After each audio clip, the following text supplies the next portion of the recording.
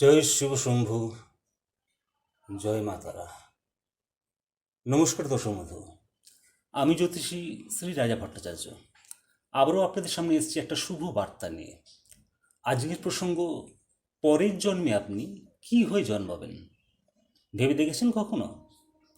প্রসঙ্গটা খুব হালকা মনে হলো, এর গভীরতা কিন্তু অসীম।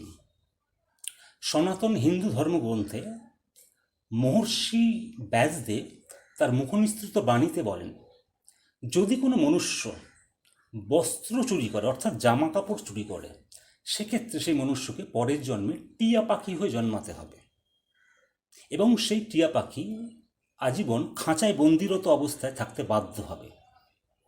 একেবারে মানুষ থেকে টিয়া পাখি, তাও মন্দের ভালো। জানেন কি, যদি কোনো মনুষ্য খুন, হত্যা অর্থাৎ মার্ডার করে, এই জঘন্যতম অপরাধের শাস্তি কি হতে পারে এবং সে পরবর্তী জন্মে কি হতে পারে? নরক যন্ত্রণা তো তার কপালে তো রয়েইছে, এবং সে পরের জন্মে গাধা হয়ে জন্মাবে, গাধা। এবং সেই গাধা তার মালিকের থেকে বেদম প্রহার খাবে প্রতিটা দিন, এবং অতিরিক্ত মুড বহন করতে করতে তার জীবনটা একদম ছারখার হয়ে যাবে।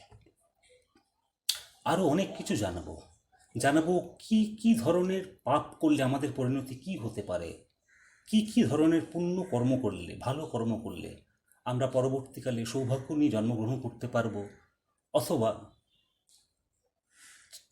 এই যে 86 লক্ষ জন্ম মৃত্যুর বৃত্তান্ত থেকে, চক্র থেকে চিরবিদায় নিয়ে মুক্তির পথে অগ্রসর হতে পারব। এই জন্মে আমরা মনুষ্য জীবন অর্জন করেছি বলেই যে সামনের জন্মে আমরা মানুষ রূপে জন্মগ্রহণ করব, এর কোনো গ্যারেন্টি নেই। এটা ডিপেন্ড করছে নিজের কর্মের উপর।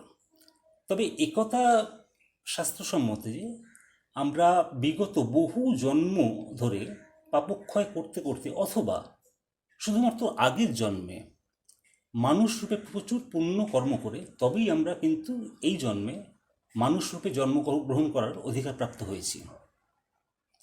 মানুষ রূপে জন্মগ্রহণ করা ঈশ্বরের একটা বরদান, একটা আশীর্বাদ। তাতেও এত কষ্ট, এরও অবশ্য অনেক কারণ আছে।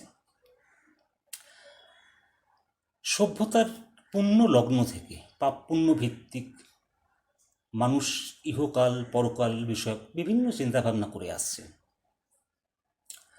আমি প্রসঙ্গক্রমে বহু মানুষকে জিজ্ঞাসা করেছি যে আচ্ছা, আগামী জন্মে, পরের জন্মে আপনি কি হয়ে জন্মাবেন, সেই বিষয়ে কি কোনো ভাবনা চিন্তা করেছেন? এক একটা মানুষের এক এক রকম ফিলোসফি। তবে একটা বড় সংখ্যার মানুষ যারা ঈশ্বর বিশ্বাসী, আমার এই কথা শুনে চিন্তিত হয়ে একটু ভেবে উত্তর দিয়েছে, আগে কখনো ভাবিনি। খুব বাস্তবসম্মত উত্তর। কি করে ভাববে, সময় কোথায়? এই এক জন্মের বোঝা বইতে বইতে জীব একদম এতখানি বেরিয়ে আসে, তার উপরে আবার পরের জন্ম। তবে কিছু সংখ্যক লোক আছে একটু বিজ্ঞান মনস্ক, যুক্তিবাদী প্যাটার্নের। তারা যেন যুক্তি ছাড়া কোনো কিছুই বিশ্বাস করতে চায় না। না বিশ্বাস করে ওপরওয়ালাকে, না বিশ্বাস করে ওপরওয়ালার তৈরি সংবিধানকে। তাতে অবশ্য বিশ্ব ব্রহ্মাণ্ডের কিছুই যায় আসে না, সত্য সর্বদা সত্যই থাকে। আর বিজ্ঞান, বিজ্ঞান তখনই স্বীকৃতি দেয় যখন তার অস্তিত্ব থাকে।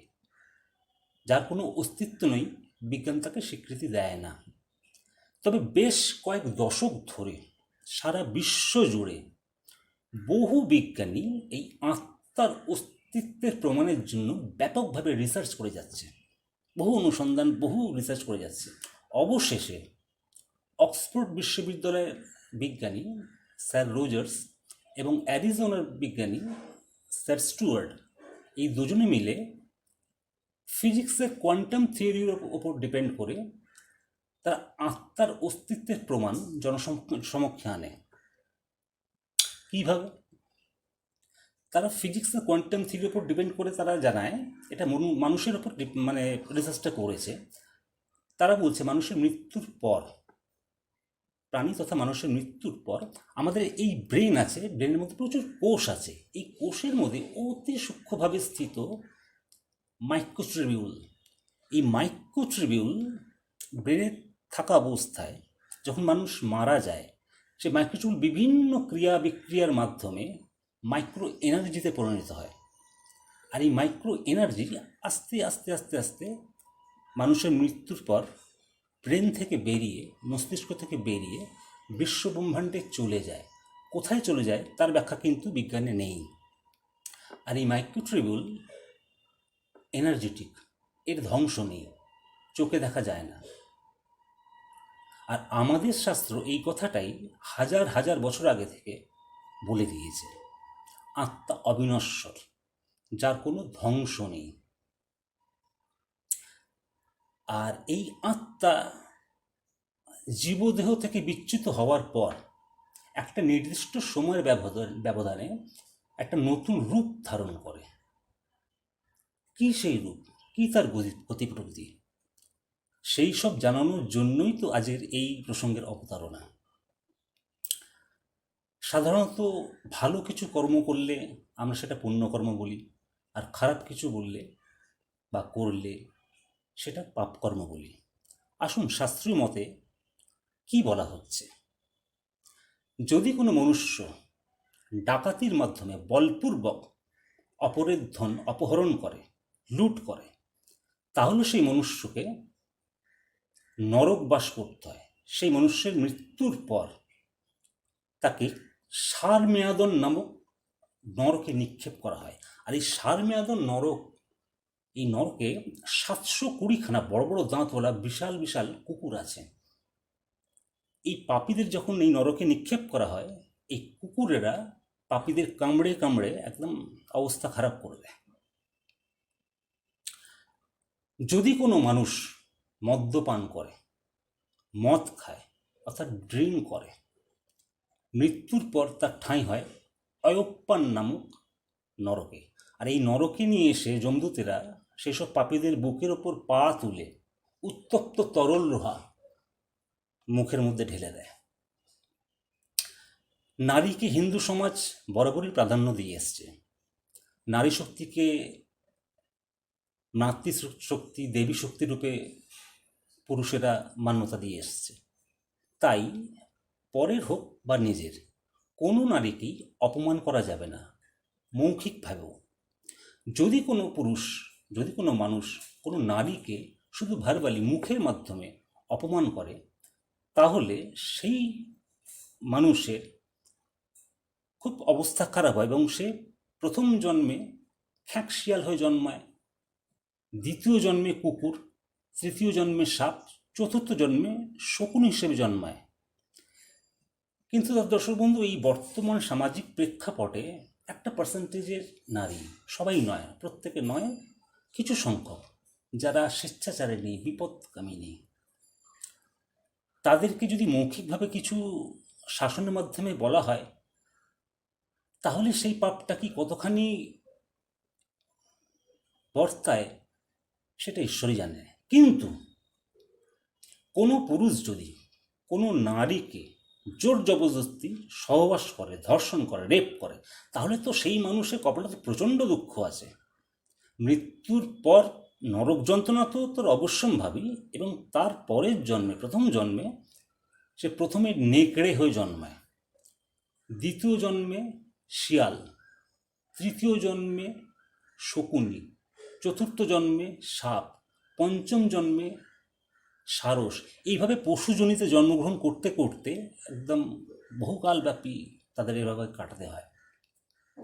যে মানুষ পশু পাখি আহার করে, পশু পাখি মেরে আহার করে, সেই সব পাপীদের স্থান হয় কুম্ভী পাকম নামক নরকে। আর এই কুম্ভী পাকম নামক নরকে ফুটন্ত তেল থাকে। যমদূতেরা এইসব পাপীদের এই ফুটন্ত তেলের মধ্যে নিয়ে একদম ঝলসে দেয় সারা বডি। কোনো মানুষ যদি সুগন্ধি দ্রব্য চুরি করে, তাহলে পরের জন্মে সে ইঁদুর হয়ে জন্মাবে।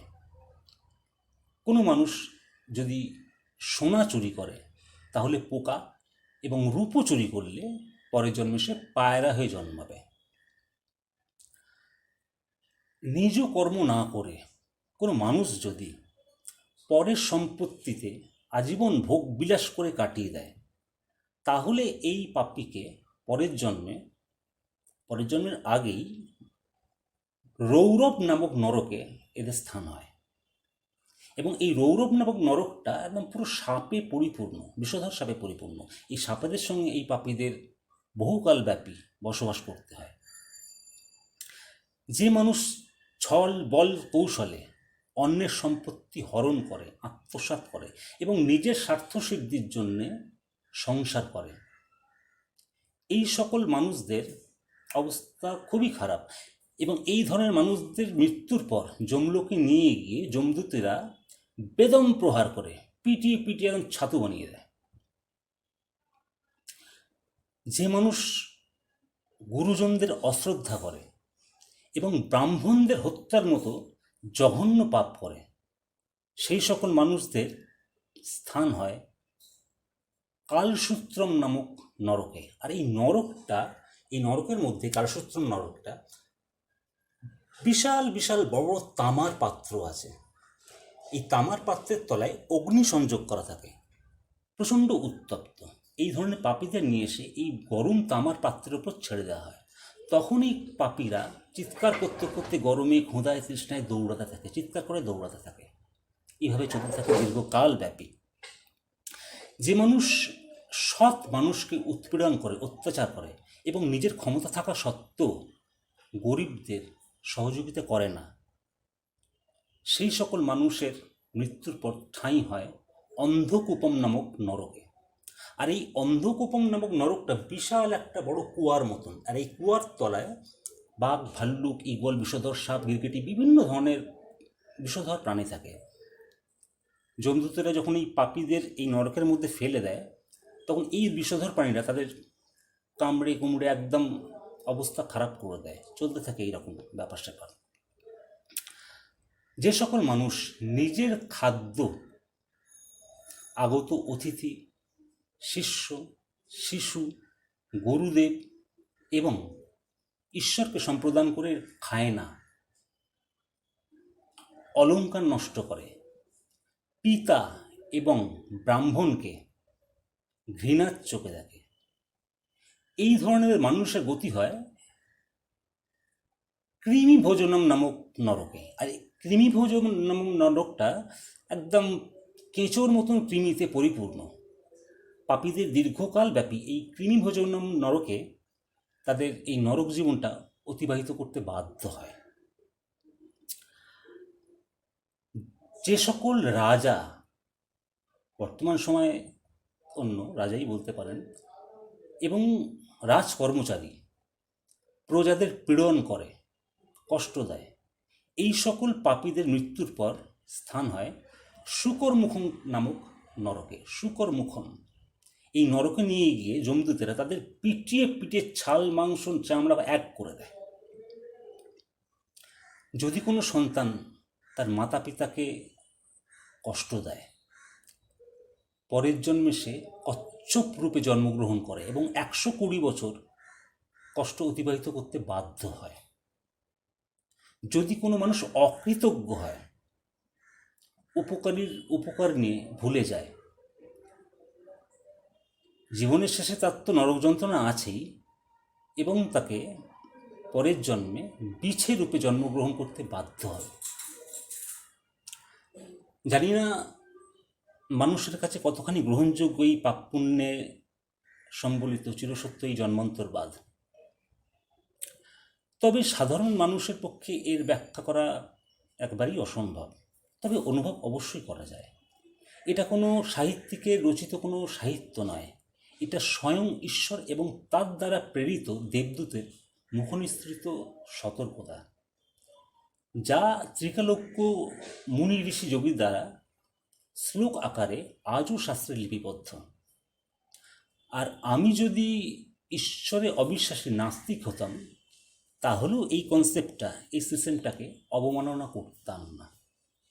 কারণ এই সিস্টেমটা যদি সবার জানা থাকে, তাহলে সামাজিক অবক্ষয় থেকে সমাজকে বাঁচানোর একটা বড় সম্ভাবনা কিন্তু এটার মধ্যে লুকিয়ে রয়েছে। তাই এত প্রচার, এত কথা। একজন মানুষ হিসেবে আমি কখনোই চাই না অন্য মানুষের নরকবাস ঘটুক। সেই অর্থে তো আমরা প্রত্যেকেই পাপী, তাই না? কোনো মানুষই নরক যন্ত্রণা ভোগ করতে চায় না, চায় স্বর্গ লাভ করতে।